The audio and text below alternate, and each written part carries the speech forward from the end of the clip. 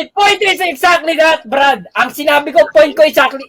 Kung nilabanan ni Casimero at naglaban si Inoue at si Casimero nung after kay Doc Micah, do you think Casimero would lose? Yeah, man. No, why, man? Yes. He couldn't touch. Oh, come on!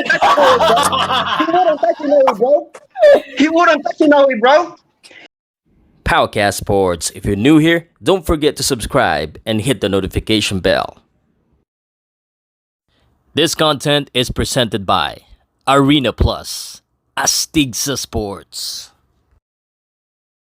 Ranking na siya, world ranking na siya, bro. Just because you think Casimero is laos na.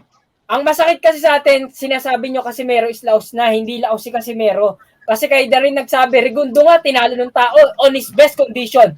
Tatanungin ko kayo ngayon, sa lahat ng boxer natin, pwede i-harap kay Inoue on their best condition. Sinong may pag-asa?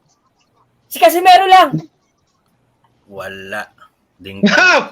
Let's go, Boss Green. Yan ang gusto ko. Boss Green, let's go. Casimero, who beat Doc Micah. Yung time niya, ang condition niya. Years ago, bro. Tagal na nun. Come on, man. Don't you think that Pacquiao would have won against Floyd Mayweather kung nilabanan ni Floyd Mayweather si Pacquiao sa prime niya? No, yung ba pinag-usapan natin? Pacquiao Mayweather? Yes, my point is exactly that, Brad. Ang sinabi ko, point ko exactly.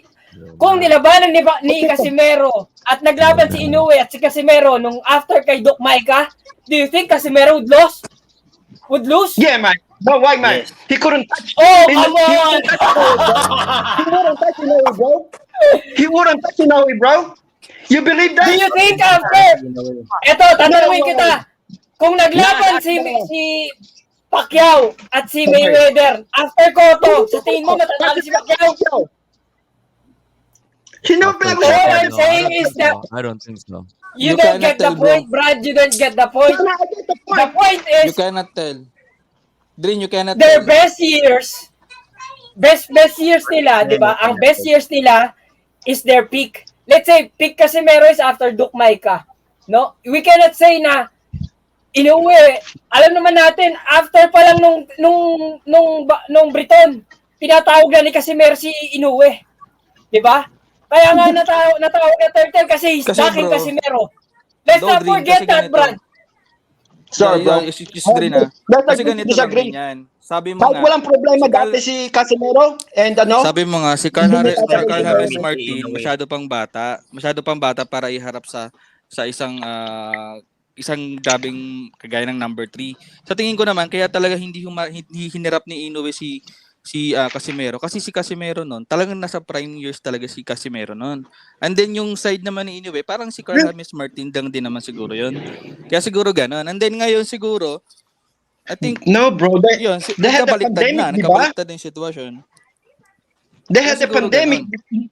He was lined up to fight him, di ba? Dapat maglalaban na sila, tapos nagka-pandemic. Lalaban na dapat sila eh.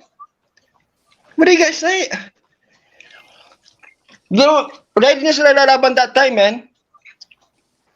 It wasn't because na may nangyari kay Inoue or takot si Inoue. Pandemic happened or something. Come on, guys. Lick my balls, ayan na, oh. Nagpaparamdam na sa'yo, Jay. What's up? So, lick my balls, ayan na, oh. I don't give a fuck, man. I don't have a channel. I don't read anyone. I'm just talking to you guys. I don't read any of these fucking stuff. You know what I mean? Alfie, sige go. Tayo dito, oh, sabi, oh. Alfie. Come over here, then. Sasagutin ko lang ilang po tanong isa. Ay, sorry ah. Tama rin naman si Drin.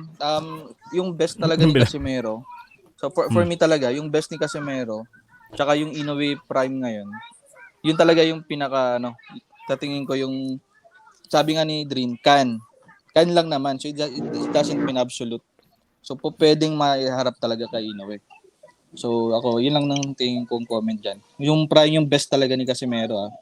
So ang tanong kasi dyan, makikita pa ba natin yung best talaga ni Casimero? So, makikita siguro natin yan pag nilaban siya kay Duheni or something. Okay. Yun lang.